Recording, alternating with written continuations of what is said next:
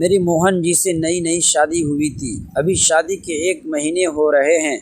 मेरे ससुराल में सास ससुर, जेठ जेठानी और हम दोनों पति पत्नी रहते हैं। साथ में इकट्ठे खाना बनता है और सब साथ में बैठ कर ही खाते हैं।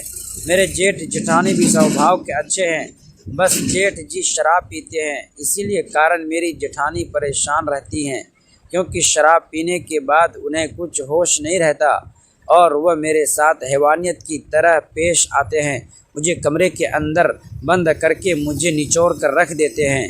मुझे घोड़ी बनाकर पीछे से मेरी चिड़िया में अपना औजार जोर से धंसा देता है। मैं दर्द से कराह उठती हूँ। मेरे साथ जुल्म करते हैं, अपने होशो हवास में नहीं रहते हैं। जेठ जी जेठानी दीदी के साथ एक बार इतनी बेदर्दी से उन्होंने उनके साथ संबंध बनाई थी कि जेठानी दीदी 3 दिन तक बिस्तर से उठ नहीं पाई थी। बिस्तर पर लेटी रहती थी।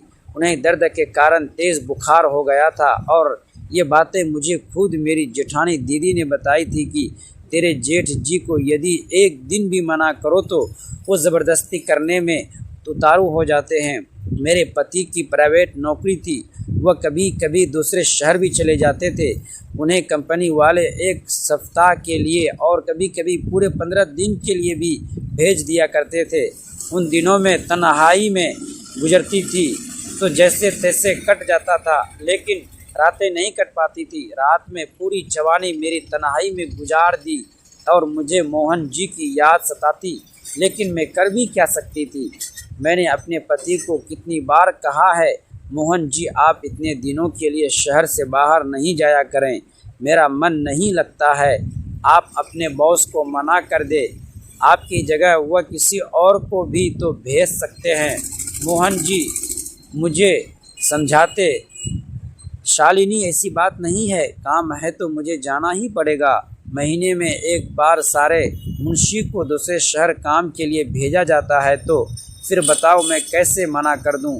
जो नियम है वह तो मुझे पूरे करने पड़ेंगे। शालिनी इससे आगे कुछ न कह पाती और अपने पति के गले लग जाती है और कहती है, उन दिनों मुझे रातों में नींद नहीं आती, पूरी रात मैं यूं ही तन्हाई में गुजारती रहती हूँ। आप मुझे बहुत याद आते हो। इस बात पर मोहन हंस पड़ता है और कहता है, शालिनी तुम कभी कभी छोटे बच्चे बन जाती हो और मुझे तुम पर और भी ज़्यादा प्यार आता है।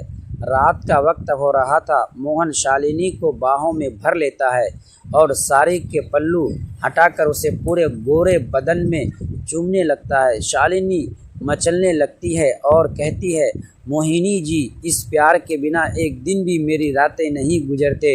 मोहन शालिनी से कहता है, अभी तो मैं यही हूँ ना, देखो तुम्हारे पास ही हूँ, पूरी रात तुम्हें जी भर के प्यार करूँगा। मुझे तो कल जाना है, आज मैं तुम्हें पूरी तरह संतुष्ट कर दूँगा। मोहन जैसे ही शालिनी के सीने के उभार को चूमने लगता है, शालिनी दर्द से सिसकने लगती है, क्योंकि मोहन शालिनी के सीने पर दांतों के निशान देता है ताकि वह इसकी याद में अपनी रातें काटे।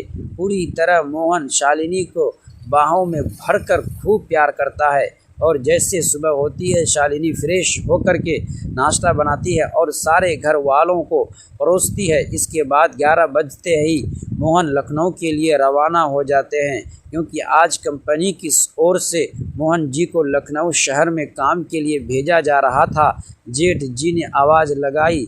सविता पूरी रात रोहिणी मोहिनी को बाहों में भरकर खूब प्यार करता है और जैसे सुबह होती है शालिनी फ्रेश होकर के नाश्ता बनाती है और सारे घर वालों को परोसती है। इसके बाद 11 बजते ही मोहन लखनऊ के लिए रवाना हो जाते हैं, क्योंकि आज कंपनी की तरफ से मोहन जी को लखनऊ शहर में काम के लिए भेजा जा रहा था। इसीलिए आवाज़ लगाई, सविता और शालिनी तुम दोनों कहाँ पर हो।